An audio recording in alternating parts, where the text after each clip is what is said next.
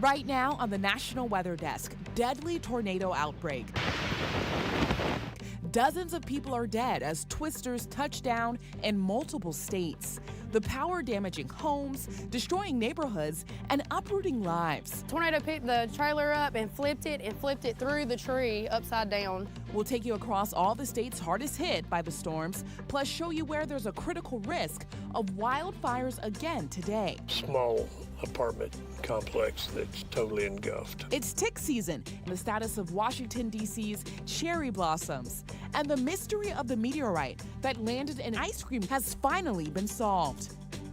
From our nation's capital, this is the National Weather Desk. Good morning and welcome to the National Weather Desk. I'm Janae Bowens. At least 39 people are dead in 7 states after a massive storm system moved across the country over the weekend. The system spawned more than 80 tornadoes from Mississippi to Indiana, devastating towns along the way. The National Weather Service says preliminary data shows 2 of those twisters in Arkansas were EF4s with winds up to 200 miles per hour. One in Alabama was so strong it picked up a school bus and left it on top of a gymnasium. The storms also whipped up wildfires in Texas and Oklahoma. The risk of more fires continues across the plains and south again today. It was also responsible for dust storms on Friday that killed at least 12 people in Kansas and Texas. This morning, the system has finally moved into the Atlantic Ocean. Now, 12 people lost their lives in Missouri, where as many as 19 tornadoes may have touched down. The southern and southeast portion of the state were particularly hit hard. 3 people died in Bakersfield, where the National Weather Service says an EF3 tornado with winds of up to 136 miles per hour touched down. The whole town's been basically impacted because we have several businesses here in Bakersfield that have lost their businesses. They're damaged, the roofs are off, damage to windows, and that's not counting the residences here, as you can see behind me. Now, the town of Poplar Bluff was also hard hit as the storm struck a mobile home park, a supermarket, and a building housing a kindergarten. Now, this is one of the tornadoes that touched down in Alabama on Saturday. It reportedly destroyed several 500-foot chicken houses. Storm chaser Brett Adair witnessed the same twister as it moved through Gordo. No one was hurt in that town, but 3 people died across the state, leaving multiple communities grappling with grief. And she called me back, and all she could say was, "Mama, her house is gone. It's leveled." And it's leveled. I mean. Megan Sereno is in Alabama with more on the damage and recovery there. It was the most scariest sound I have ever heard. And I started praying to God to save all of us. Terrifying moments for this family in Maplesville. I thought we were all goners. Hunkered down in a storm shelter made out of the back of a milk truck. Once the storm passed, they would see the true extent of the damage. The tornado picked the trailer up and flipped it through the tree upside down. It's the same story for the Wilson family across the street. Their home also upside down. You can see the refrigerator hanging out of the side. We had made the conscious decision not to be here. Like I said, my daughter was scheduled to play a volleyball tournament at the BJCC, so we were on the fifth floor of the Sheraton Hotel watching you guys. By the time the sun came up, the community was there, ready to help. As these families begin the cleanup of their most beloved possessions, they know none of it matters as much as each other. We're the lucky ones. Nobody was hurt. We can figure this out. The view from the sky shows the damage in Arkansas, where one of the strongest tornadoes of this outbreak caused widespread damage. But even as the town of Cave City took the brunt of the twister's power, everyone here is believed to have survived. President Donald Trump did activate the National Guard in Arkansas to help with recovery efforts. Kayla Christian continues our coverage. This is the most devastating I've seen in our town that's happened since I've been here. A tornado devastating some of the central areas of Cave City. The doctor's office, it's gone. The auto parts store's gone. That church is gone. All these houses. Damaging beloved properties with no sure answer on when the city will fully build back. A year? Maybe a year? I don't know. One resident shared the moment she and her grandmother's home was hit. We covered our hedge right in time because that's when the tree fell on the house. With many saying tornadoes aren't common for the area. We were talking about like when the last time we had a tornado in Cave City, which I asked my nanny, she's 94 years old, and she couldn't remember. In agreement was another long-term resident who got caught in the winds. Was just watching the lightning and stuff, and next thing I know, it picked me up and throwed me into the carport, and then I watched it pick my truck up, and it looked like a flying saucer. It's a crazy tornadoes. I'm not scared of them, but from now on, when the one's coming, I'm getting somewhere. 6 people are believed to have died in Mississippi. A family recorded one of the tornadoes as it went right by their home on Saturday. Other tornadoes uprooted trees, flipped cars and mobile homes, and damaged houses across the state. You can see just how strong the winds were by looking at these trees. The wind sheared the tops off, leaving just the bottom of the trunks. In western North Carolina, 2 brothers were killed when a massive tree fell on their bedroom. Justin Berger has more. The images are haunting. A single-wide trailer split in half by a tree, landing in the bedroom of 2 children. We met their mother outside her Okies Drive home. Hours after her sons were killed, she'd like us to share their names. 11-year-old Joshua LaVisca and 13-year-old Josiah LaVisca. They were 6th and 7th graders at Brevard Middle School. Bad day. So. Chase Owen is fire chief at Connesti Fire Rescue Incorporated. His station house is less than a mile from the LaVisca residence. They responded in minutes just after 3:30 Sunday morning, finding a tree 3 feet in diameter inside the home. Mom, dad, and daughter were safe. The surviving members of the family that were there informed us that there were 2 kids trapped inside of the house. The fallen tree landed in Joshua and Josiah's bedroom. Their injuries were fatal. It takes a toll on you. As bad as I hate to say it, I mean, we're all human and nobody wants to ever experience that, but that's the job that we do. And unfortunately, events like this happen.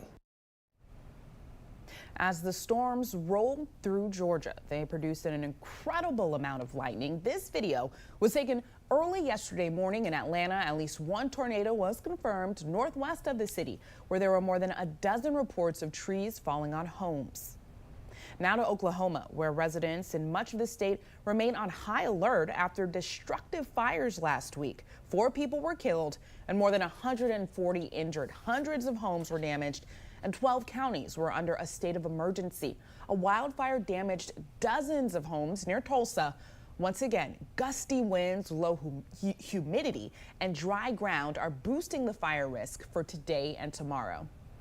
And in a town northwest of San Antonio, Texas, firefighters are making progress on a large wildfire. The so-called crabapple wildfire has burned over 9,000 acres and as of Sunday was only 55% contained. The fire broke out Saturday and officials say high winds and dry conditions quickly spread the flames. Sonia DeHaro has more. Sean Dory, the public information officer for the city of Fredericksburg, says several law enforcement agencies are helping with evacuations as flames rage closer to homes in several neighborhoods. The Fredericksburg, Texas Fire Department is leading efforts, but at least 6 volunteer fire departments in Gillespie County are helping. Really just a regional effort along with the Texas Department of Emergency Management and the Texas A&M Forest Service providing air support. We spoke to a man who doesn't want his name mentioned on TV. He's lived in the city of Fredericksburg his entire life and says he's seen several large fires in the area before, the last one in 2022. Oh yeah, all the surrounding volunteer fire department always come. Support from surrounding fire departments and counties, according to the man, put him at ease, and he doesn't fear the city of Fredericksburg or his home will be affected. No, it'll never make it to town. They'll get it out way before then. Sean Dory confirms right now there is no fear those flames will get closer to the city of Fredericksburg. The threat of fires continues in that region and numerous other states today. Red flag warnings are posted from South Dakota to southern Texas, along with critical to extreme fire danger. Strong winds and low humidity are contributing to the risk. Much of southern Florida is also on alert for enhanced fire conditions today. And coming up on the National Weather Desk, maple syrup season is gearing up in several parts of the country. We'll show you how this tasty treat makes it from tree to table.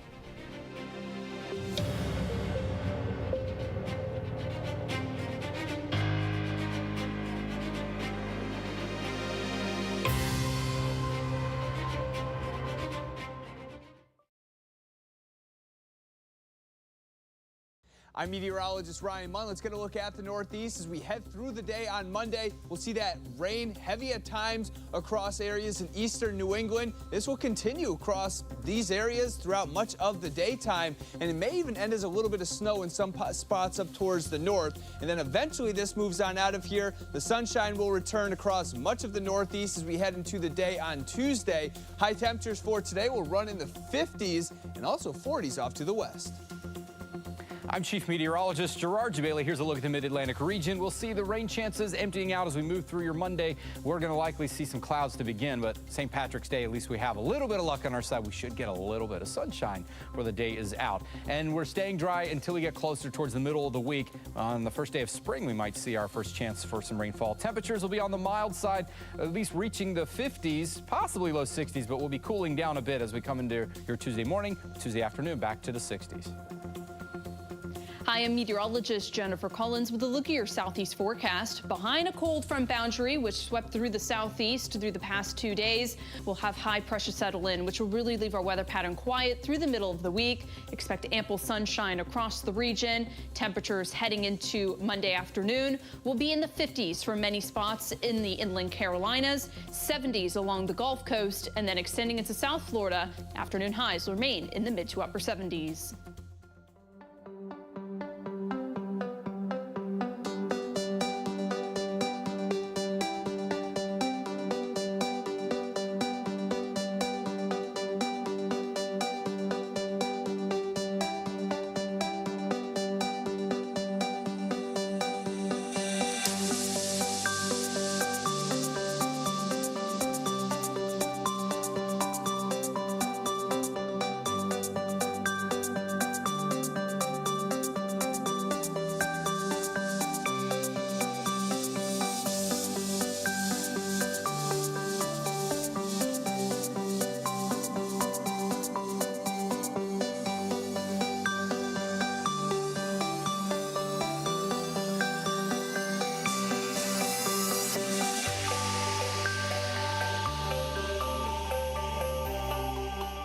Watching the National Weather Desk. As warmer weather returns, so do ticks. Tick-borne illnesses are on the rise. Allison LaPierre explains when and where to watch out for these bugs. Tick experts say areas like this that are wet and grassy are where ticks tend to live, but they say they can live almost anywhere else. They tend to remain relatively low in the vegetation, usually kind of waist height and below. UMaine's Tick Surveillance Program Coordinator Griffin Dill tells us warm, wet winters help disease-carrying ticks thrive. In order for our winter to have a real impact on the tick population as far as reducing numbers, we really need to see extended periods of time where the temperatures are, single digits or below zero, and we don't have any real substantial snow cover. Last year, Maine saw record-breaking Lyme disease case reports with 3,218 reported cases statewide.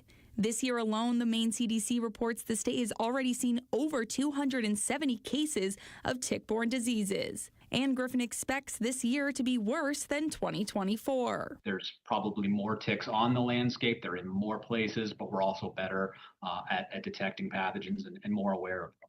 Dill says the most common tick species found in Maine are deer ticks, which can carry and spread Lyme disease and other borne illnesses. He says the best prevention is to keep a barrier between you and the parasites. Whether it's, tucking your pant legs into boots or socks and tucking in your shirt, just creating that physical barrier that doesn't allow the tick to actually access our skin. And the other barrier can be a chemical barrier. The famous cherry blossoms in D.C. have reached stage 2 of 6 on their way to peak bloom. Meteorologist Mark Pena looks at when they are expected to blossom and how it compares to last year. Last year, we reached peak bloom on March 17th. That was almost 2 weeks before the average peak bloom, which is April 2nd. And this year, the forecast peak bloom is about March 28th. So it's still a little early, but nowhere near as early as last year. So again, what's causing this? So one of the main reasons is temperatures, and we had a pretty average winter. It just felt so much colder because we've had so many consecutive warmer than average winters leading up to this year that it felt so much colder. But whenever you look back, last winter was the 7th warmest on record. So it makes sense that our cherry blossoms and all of our trees and flowers would bloom a lot earlier. And so with this winter, it was pretty close to average. And whenever you look at the numbers, everything's going to line up pretty close to average. And so that's going to yield a pretty average peak bloom with not only our cherry blossoms, but our trees, flowers, and everything else that blooms in the springtime. All right, so what's next for the rest of the season? Well, the next stage is stage 3, which is extension of florets. And if we get some warmer afternoons, which is looking likely, that'll likely speed along the process. So we're likely going to reach stage 3 in the next several days by the middle part of the week because we've got 60s and 70s in the forecast. But as we head towards Friday, a cold front arrives. And what that cold front will do is knock temperatures down for Friday and bring us close to freezing at night. So that might prolong heading into stage 4. And at that point, we're March 21st, March 22nd. So that'll likely get us close to our prediction of March 28th for peak bloom. All right, that's it for your stage 2 update. So stay tuned as we head towards stage 3. Mark posted that video on TikTok, and we have that video and many others from our team of meteorologists across the country posted on our social media. We also post all the latest weather, news, and video. Just search the National Weather Desk wherever you get your social media or scan the QR code on the bottom left corner of your screen. Well, it's maple syrup season in Maine, and getting this tasty treat to your dining table is an involved process. Meteorologist Ryan Munn tells us what producers have on tap in the coming weeks. Green Maple Farm in Sebago had an exciting grand opening this year, a new sugar house, and the sap doesn't have far to travel. We just moved in the last few weeks doing our first boils in here. We were originally in a sugar house my father built in 1965. This shack is 5 times bigger than before, and right now is the perfect time to produce maple syrup. We're using a flue pan here that the fire can actually go up through the flues. So it's almost like a corrugated bottom, but it's 6-inch corrugations, 6 or 7 inch. And that allows the fire to go up through and to get a more rapid boil, so you get more steam away. The faster you can get rid of that water, the quicker you can make the syrup. Alan says they are taking the sap, which is about 2% sugar, and boiling it to 66%. The difference is here we also are using a reverse osmosis. So instead of starting at 2% coming in here, we're at 10 or 12%. So now our ratio went from roughly 40 to 1 down to about 8 or 10 to 1. So we can move a lot more syrup through the evaporator. Later in the season, the syrup is typically on the darker side compared to the first few boils. In the process of boiling down the sap and making maple syrup, there's a very important filter aid that's used. So the diatomaceous earth doesn't end up in the syrup, but it's used during the process and is stopped by the filter and creates a filter itself to stop the impurities from getting into the syrup when we sell it. This is the layer the diatomaceous earth makes to capture all impurities, and the filter system prevents any from making it into the syrup. I'm meteorologist Ryan Munn. Brown University in Providence, Rhode Island just confirmed that last year a meteorite landed in Pennsylvania. It solved what was a bizarre mystery after a local resident found the object in an ice cream container. John Perrick has the unusual story. The ice cream drop meteorites. Sweet and savory recognition. No, it definitely does seem like a story out of a movie. But the story started back in May of 2023 in a Walmart parking lot in Pennsylvania when a rock came flying from the sky. What are the odds, right? Like, very slim. The rock then came crashing through the rearview window of a car, ending up in a 1.5-quart container of vanilla ice cream. There's 2 ways that it could have gotten there. The first is vandalism. And that's what investigators initially thought. But no suspects were found, and security camera footage showed a trail of smoke in the sky. So the owner went hunting for answers. The gentleman from Pennsylvania was working with a team of geologists, and they wanted the sample to be classified. And so this tiny fragment of rock was brought here to Brown University, where grad student Riley Havel and her colleagues examined its chemical makeup and concluded that this was from outer space. I thought, wow, another meteorite. We actually get a lot of these in the lab. And here is Havel's lab. They're all stored inside this container in the back. We have a stash of meteorites from all of the collaborators, so people will send us samples all the time. Each one labeled with its own unique name. So it's called ICD, or ice cream drop. And you can see in the bottom, there's just a little piece. A small piece of rock, not even the size of a fingernail, representing one larger universe. And time now for a short break, but first we take to the skies over beautiful Montana.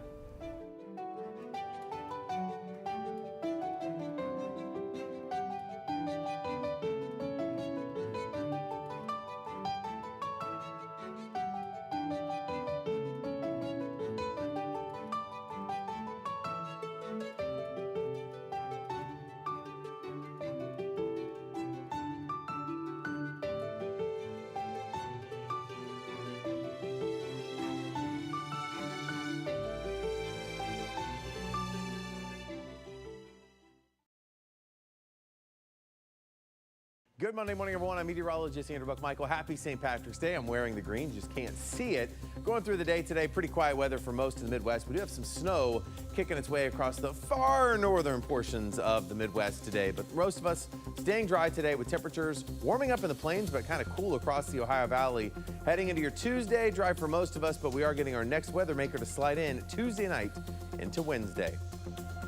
Good Monday morning and happy St. Patrick's Day. I'm meteorologist Joe DeCarlo with a look at your forecast across the region. And fairly quiet. We'll have plenty of sunshine, a cool morning, but the afternoon is in the 70s for most, low to mid 80s from Oklahoma into parts of Texas. It will be breezy though across the region on your Monday. As we head into your Tuesday, staying mild, temperatures climbing 70s and 80s, and we are dry. Happy St. Patrick's Day. I'm meteorologist Stella. Wet weather will continue to pass through portions of Northern California as I'm tracking this frontal passage. We are expecting heavy mountain snow through the Sierra Nevadas and some off and on rain showers expected through the Pacific Northwest. Daytime highs will be 52 degrees in Portland, in the upper 40s through Seattle, 50 degrees in Spokane. Across the deserts in Las Vegas, in the middle 70s, 81 for your daytime high in Phoenix. That's the scene from here.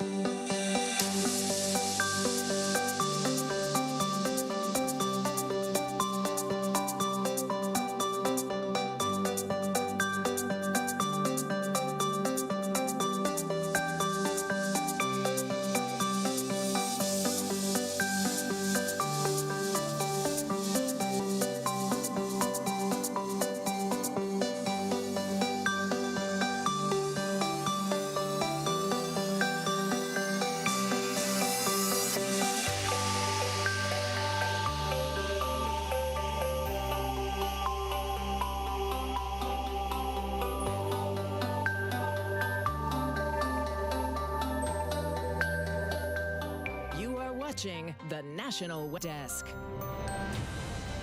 It's severe weather season. Meteorologist Eric Kostreva shows us how to be severe weather ready. It is going to be imperative to have a severe weather kit on hand and ready to go before watches or warnings are even issued, just in case you lose power or, in the worst case scenario, your home sustains damage and you kind of just have to wait it out, or you're stuck before anybody that would be out and about helping arrives to make sure you are safe. Severe weather kit, it's going to be best to have a first aid kit on hand, batteries, a can opener, just so you can get into some of that food that would be necessary to keep you alive, a mask in case there is debris, towels to keep yourself warm, a flashlight, again, if the power is out, as well as the duct tape, a whistle, because you'll need something that you can use to signal to maybe some of those rescue crews that you are inside the house if you're unable to get out, as well as tools, cash, water, and a weather radio. Weather radio going to be most important to keep you ahead of the storms.